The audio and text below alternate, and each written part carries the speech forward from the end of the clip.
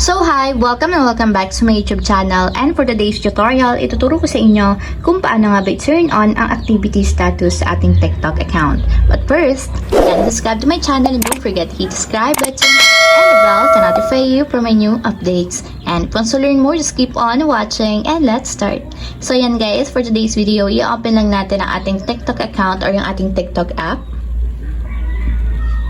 And then, pagka-open guys, mula dito sa pinakang homepage, pumunta lang tayo sa pinakang profile or itap natin yung profile para pumunta tayo sa profile ng ating TikTok account. So, dito naman guys, sa profile, itap nyo lang yung three horizontal lines na dito sa may upper right corner. And then, tap nyo naman dito guys yung settings and privacy. So, dito naman sa settings and privacy guys, pumunta lang tayo dito sa section ng account and tap nyo dito yung privacy. So, dito guys, sa privacy, hanapin nyo lang yung activity status and kung makikita nyo, may switch button sa right side niya. So, ang gagawin lang natin para ma-turn on is itap lang natin yung switch button.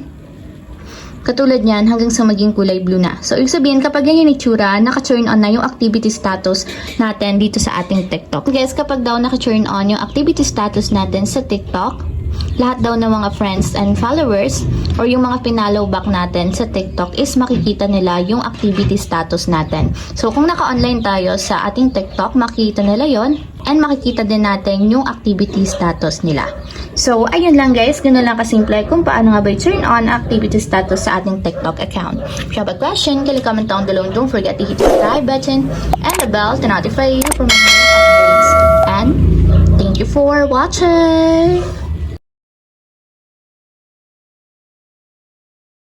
Living life, every day, late at night, not okay.